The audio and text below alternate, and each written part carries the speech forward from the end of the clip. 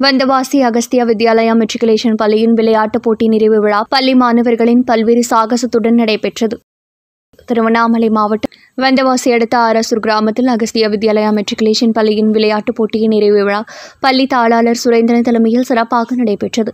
பள்ளியின் தாளாளர் சாந்தா ரங்கபாஷ்யம் மற்றும் சன்னதி பள்ளி தலைமை ஆசிரியர் பிரவீன் ஆகியோர் முன்னிலை வகித்தனர். நிகழ்ச்சியின் தொடக்கமாக உலக சமாதானத்தை பரப்பும் வகையில் புறாக்களையும் வண்ண வண்ண பலூன்களையும் பறக்கவிட்டு நிகழ்ச்சியை தொடங்கி வைத்தனர். இந்நிகழ்ச்சியில் சிறப்பு விருந்தினராக வந்தவாசி மாவட்ட காவல் துணை கண்காணிப்பாளர் ராஜு கலந்து கொண்டு விளையாட்டு தொடக்க உரையை வாசித்தார். பின்னர் மாணவர்களிடையே விளையாட்டின் ஊக்கத்தை பற்றி, அந்த விளையாட்டின் நோக்கம், ஒழுக்கத்தின் கட்டுப்பாடு, ஒருவன் விளையாட்டு வீரராக வந்துவிட்டால் ஒழுக்கத்தில் தலை சிறந்தவனாக மாறிவிடுவான் என பல்வேறு கருத்துக்களை வழங்கி சிறப்புரையாற்றினார். பின்னர் மாணவர்களின் சிறப்பாக அணிவகுப்பு நடைபெற்றது.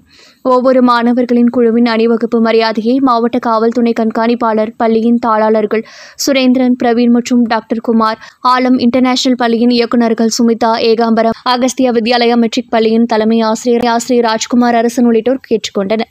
பின்னர் அகஸ்தியா வித்யாலயா மெட்ரிக் பள்ளி மாணவர்கள் தங்கள் அணியின் திறமைகளை, கலைத்திறன்களை வெளிப்படுத்தினர்.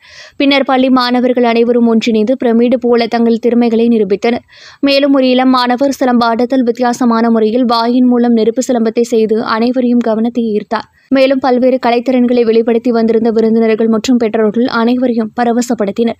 பின்னர் சிறுவர்களுக்கான விளையாட்டுப் போட்டியில் வெற்றி பெற்ற அணிகளுக்கான பரிசு மற்றும் கோப்பைகளை பள்ளி தாளாளர்கள் மற்றும் பள்ளி அறங்காவலர்கள் நித்யா, சுரேந்திரன், ரம்யா, பிரவீன் வழங்கினர்.